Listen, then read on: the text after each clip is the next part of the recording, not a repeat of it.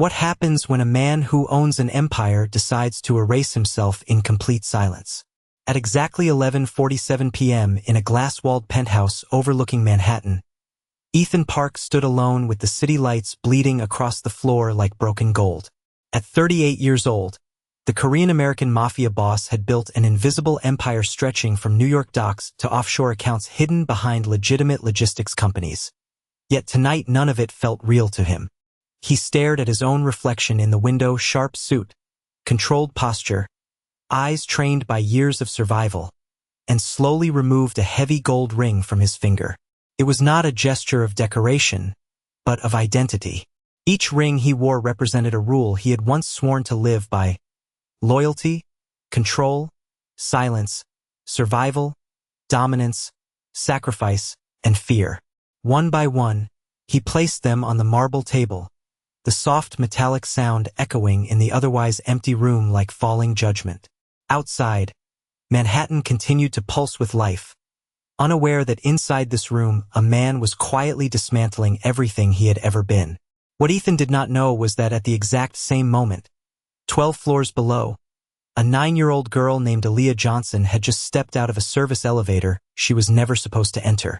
She had been searching for her mother, who worked night cleaning shifts in the same building, but confusion had led her into restricted corridors lined with silent security doors and polished black floors that reflected her small figure like a shadow. Aaliyah was not afraid of the luxury around her.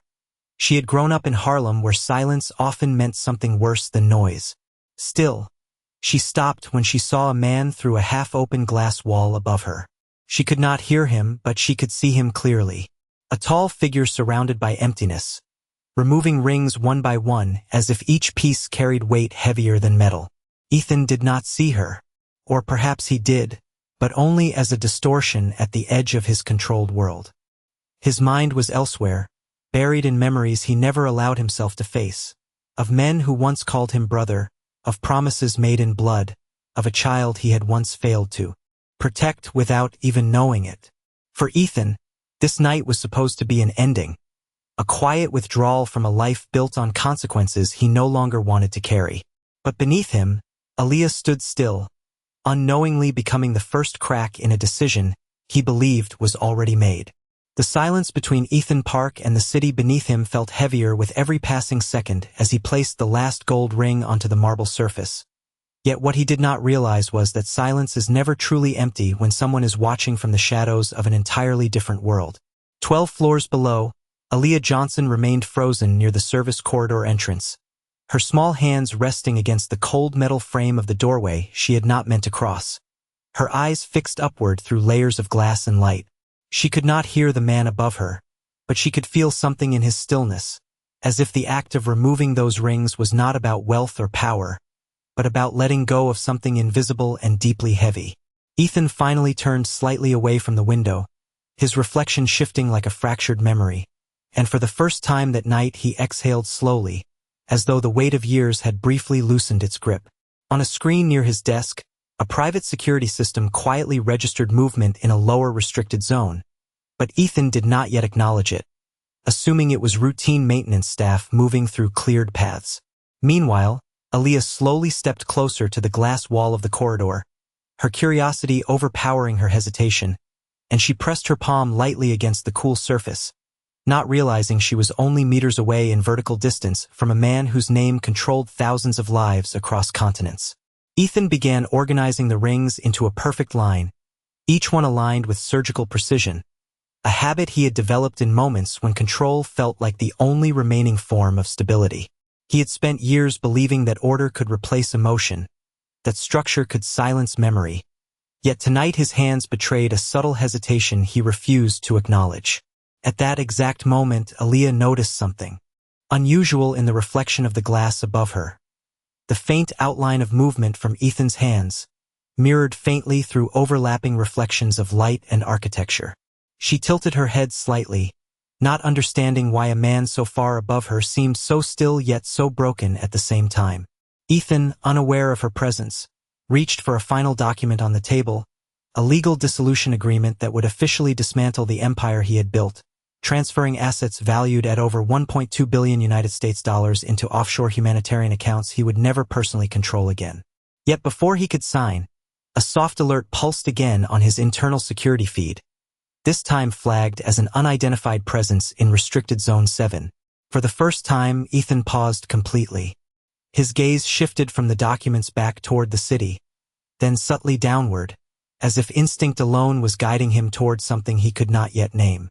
And below, Aaliyah remained standing in the same place, unaware that the moment she had wandered off course was no longer accidental, but already entangled with a decision that would soon collapse the boundary between two lives that were never supposed to intersect. Ethan Park's gaze finally shifted downward as the silent alert repeated itself across the private security system, marking an unidentified presence in Restricted Zone 7. And for the first time that night, the illusion of complete control he had carefully constructed began to fracture in ways he could not immediately explain. He stepped closer to the glass wall, his reflection merging with the skyline of soul-inspired architectural lighting he had commissioned for the penthouse, a design meant to symbolize order, precision, and dominance. Yet now it only reflected uncertainty. 12 floors below, Aaliyah Johnson remained in the same position near the corridor entrance, unaware that her presence had just shifted from accidental trespass to active anomaly within Ethan's internal monitoring network.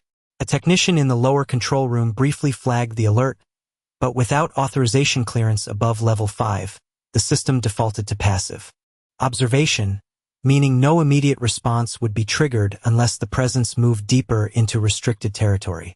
Ethan's eyes narrowed slightly as he reviewed the live feed, noticing the figure was small, stationary, and unusually calm for someone who should have been terrified in a zone designed for high security clearance only. Something about that stillness disrupted his instinctual categorization of threats. In Ethan's world, movement meant intention, hesitation meant deception, but stillness like this did not fit any category he trusted. He turned back toward the table where the 7 rings rested in perfect alignment, each one representing a stage of his life built through calculated decisions and irreversible consequences. For a brief moment, his hand hovered above the legal dissolution document again, but his attention was no longer fully anchored to it. Below, Aaliyah shifted slightly, her small backpack slipping off one shoulder as she adjusted her stance. And in doing so, she accidentally stepped closer to a reflective panel that extended the glass corridor into a mirrored illusion of space. From Ethan's perspective above, her movement registered clearly as a secondary signal within the security feed, confirming that the anomaly was not static. He paused again, this time longer, and activated a secondary visual zoom without speaking a word. The system sharpened the image, revealing a child standing alone in a zone that should have been completely inaccessible to civilians. There was no panic in her posture, only quiet observation, as if she too was studying something she did not yet understand. Ethan's expression tightened subtly, not with anger, but with the kind of analytical focus that had once made him survive negotiations where others failed. He began cross-referencing internal access logs, but there was no record of authorization, no escort entry, and no scheduled maintenance at this hour in that section of the building. For the first time since he began dismantling his own identity, Ethan felt a question forming that did not belong to strategy or power. It was simpler and far more destabilizing. Why was a child standing there as if she belonged in a place designed to erase presence entirely? Ethan Park remained motionless in front of the glass wall as the second security alert confirmed what the first had only suggested, that an unidentified presence was still inside Restricted Zone 7, and this time the system highlighted subtle movement patterns that no longer allowed him to dismiss it as a technical error. He narrowed his eyes slightly, studying the enhanced feed that now showed a small figure shifting position near the corridor junction, and for reasons he could not logically justify, his instinct did not categorize it as a threat.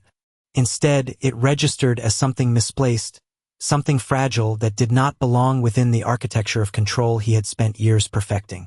He leaned forward and activated a full building scan, cross-referencing employee access logs, visitor entries, and maintenance schedules across the last 48 hours.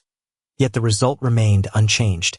No authentication, no clearance, no traceable identity for the presence in that sector.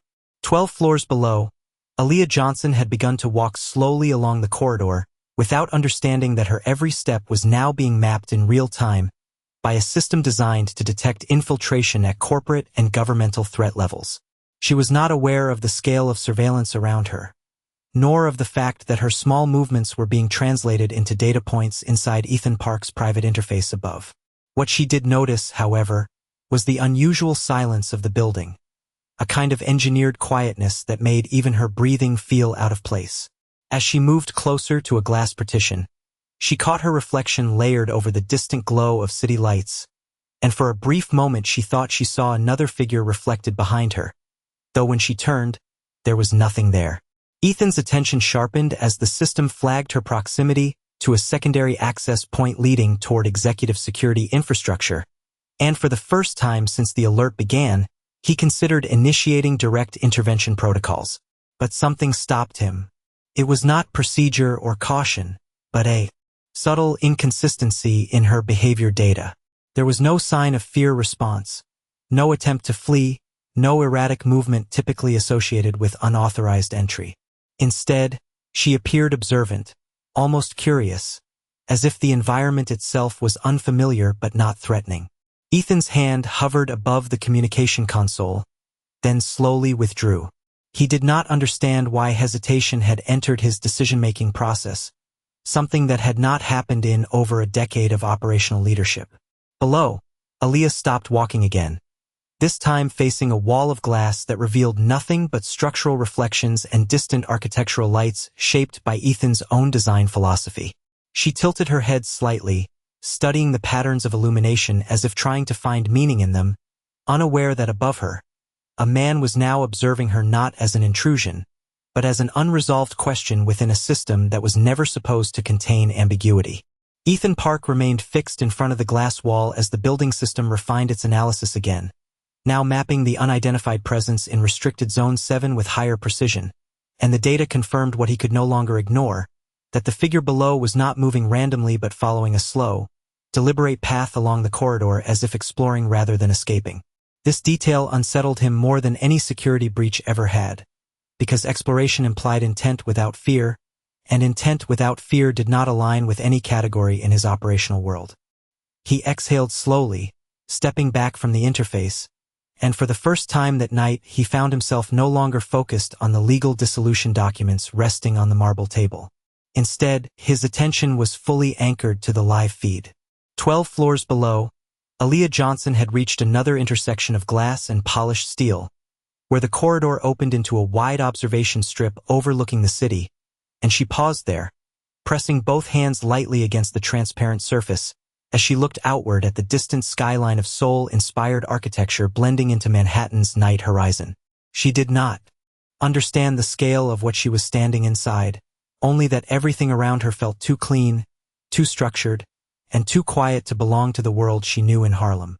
Above her, Ethan's system flagged another anomaly, this time showing her proximity to a biometric access panel that required executive clearance even to approach.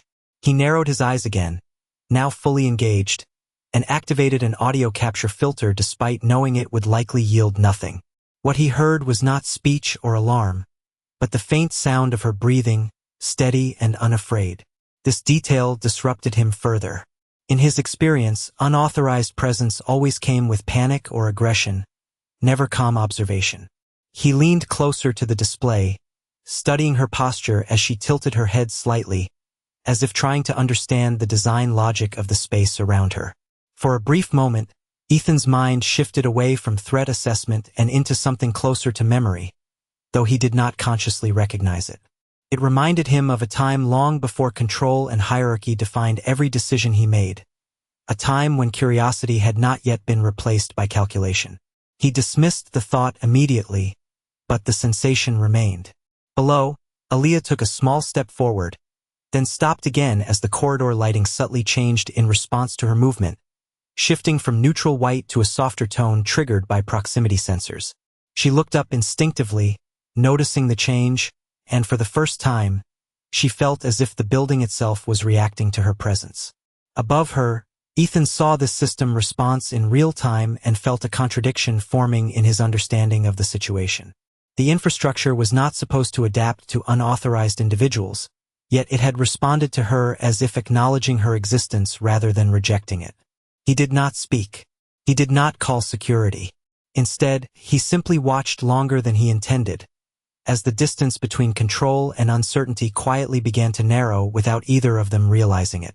Ethan Park remained standing in front of the glass wall, but the silence of the penthouse no longer felt like something he controlled, as the live system feed continued to track the unidentified presence in Restricted Zone 7 with increasing precision, now highlighting micro-movements that suggested hesitation, pause, and observation rather than intrusion or escape. He adjusted the interface once more, lowering the scan threshold to focus only on behavioral rhythm, and what he saw did not match any known security profile in his database. The figure below, the small child identified as Aaliyah Johnson, was no longer simply moving through space but reacting to it in subtle ways, pausing whenever lighting changed, tilting her head whenever reflections shifted, as if she was interpreting the environment rather than merely existing inside it. This distinction unsettled Ethan more than he expected, because interpretation implied awareness, and awareness inside a restricted architectural system designed for absolute control created a contradiction he had never accounted for. He stepped away from the console, his attention drifting back toward the physical table where the 7 gold rings still rested in a precise line, each one symbolizing a stage of his life built on discipline, fear, and calculated survival. Yet even that structure now felt secondary to the unresolved anomaly unfolding 12 floors below. Aaliyah, unaware of the surveillance layered above her, had reached a wider observation corridor where the city skyline of Seoul-inspired architecture merged with Manhattan's distant lights, forming a horizon that appeared almost unreal in its symmetry. She placed her hands gently on the glass again, feeling its temperature shift slightly under her touch due to environmental regulation systems responding to proximity. In that moment, she noticed something unexpected. The reflection of her own eyes layered over the city lights created an illusion of connection, as if the building was not separating her from the world outside, but framing her within it. Above her, Ethan observed this same moment through the enhanced feed, and for the first time, his analytical mind registered a deviation that could not be explained through threat modeling or security logic. The system had adapted to her presence, subtly altering lighting behavior, not to repel but to accommodate. This was not standard protocol. It was something closer to recognition. Ethan's expression tightened slightly as he reviewed system logs again, confirming that no manual override had been triggered. The infrastructure was responding autonomously, a capability he had designed years ago but never expected to activate in such a context. Below, Aaliyah took another small step, then stopped again as the corridor lighting softened further, shifting into a warmer tone that followed her movement like a quiet acknowledgement. She looked around slowly, not frightened but increasingly aware that she was not invisible in this space. That realization created a quiet tension in her posture. Not fear, but curiosity mixed with uncertainty. Above, Ethan remained still, watching as the gap between control and unpredictability continued to narrow without any clear explanation, and for the first time in his life, he found himself unable to categorize what he was seeing as either system error or human intention. Ethan Park remained in front of the glass wall, but the system feed no longer felt like a passive observation tool as the anomaly in Restricted Zone 7 continued to evolve in ways that defied standard classification, with Aaliyah Johnson now moving through the corridor in a slow, deliberate path that suggested not confusion but exploration, as if she was mapping the environment through instinct rather than instruction. Ethan reviewed the spatial analytics again, confirming that her movement pattern was consistent, not erratic, and this consistency created a new form of uncertainty inside him. Because predictability in an unauthorized subject did not reduce risk, it redefined it. He stepped slightly closer to the console, narrowing the visual feed to focus on her immediate surroundings, and noticed that every time she paused, the building responded with subtle environmental adjustments, such as slight temperature normalization and adaptive lighting shifts that followed her position with quiet precision.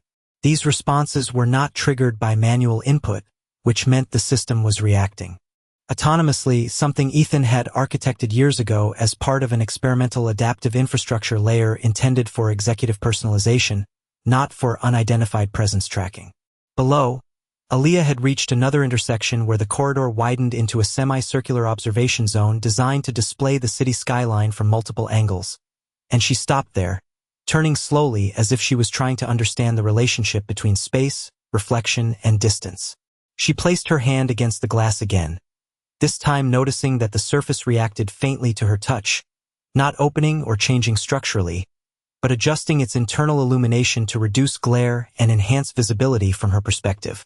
This detail made her pause longer than before, and for the first time she looked upward, not directly at Ethan, but toward the higher structural layers of the building, as if sensing that something was observing her from above. Ethan saw this upward gaze through the feed and felt a subtle shift in his internal assessment, because she was no longer behaving like an accidental intruder, but like someone acknowledging presence without understanding its source. He rechecked identity logs once more, but the system still returned no classification, no clearance, and no recorded authorization under any known entry protocol. This contradiction created a pressure point in his reasoning process, forcing him to consider an option he rarely allowed, that the system itself might be responding to variables outside predefined logic. Aaliyah, meanwhile, continued to move slowly along the corridor edge, her steps light and measured, occasionally stopping to observe reflections that layered her image with the distant city lights of Seoul-inspired architectural design embedded into the skyline. She seemed particularly drawn to these reflections, as if they offered her a version of reality that felt more understandable than the physical space she was inside. Above her, Ethan remained silent, watching as the system continued to adapt to her presence in increasingly precise ways, and for the first time since the beginning of the anomaly, he no longer felt certain whether he was observing a security breach or witnessing an interaction the system itself had chosen to initiate. Ethan Park remained standing in the same position in front of the glass wall, but the atmosphere inside the penthouse had shifted in a way that no longer felt entirely controlled by his own intent, as the system continued to track the unidentified presence in Restricted Zone 7 with increasing refinement, now displaying movement prediction paths that indicated not randomness but structured exploration. He studied the predictive overlay carefully, noticing that Aaliyah Johnson was no longer simply walking through the corridor, but following a pattern that mirrored the architectural symmetry of the building itself, pausing at intervals that aligned with reflective surfaces and environmental transitions, as if she was subconsciously interpreting the design language embedded in the space. This realization created a subtle disruption in Ethan's internal logic, because it suggested that the system was not merely observing her, but that she was also interacting with it in a way that produced measurable behavioral feedback. He narrowed his focus further, isolating her position on the lower-level map, and observed that every time she stopped near a reflective surface, the building's adaptive lighting system responded with micro-adjustments in brightness and tone, as if calibrating itself to her perception. This was not part of any security protocol he had authorized for surveillance scenarios, and yet the system was executing it without error or delay. Below, Aaliyah had reached a curved observation corridor where the architecture opened into a panoramic interface of glass and light, and she stood there longer than before, her small figure framed against the vast cityscape that blended Seoul-inspired design elements with the Manhattan skyline. She placed both hands lightly on the glass again, but this time her attention shifted not outward but inward, as she studied the way her reflection merged with the illuminated structures beyond. For a brief moment, she appeared to be trying to understand whether she was inside the building or part of its reflection, and this silent question in her posture registered in the system feed above as an anomaly in behavioral coherence. Ethan observed this and felt a change in his interpretation process, because anomalies were typically associated with threat escalation, yet nothing about her behavior indicated escalation. Instead, it indicated adaptation. He replayed the last several minutes of data, comparing movement patterns, lighting responses, and environmental feedback loops, and confirmed that the building was effectively adjusting itself around her presence without explicit command. This should have triggered immediate containment protocols, yet Ethan did not initiate them. Instead, he remained watching, as if waiting for the system itself to explain what it was doing. Aaliyah then slowly turned her head upward again, this time holding her gaze toward the upper structural layers where Ethan stood unseen, and although she could not physically perceive him, the direction of her attention aligned almost perfectly with his position in the building. Ethan noticed this alignment and for the first time questioned whether the system was simply reacting to her, or whether it was reflecting something deeper that neither of them had consciously initiated, as the boundary between observer and observed began to blur in a way that neither security architecture nor human judgment had fully anticipated.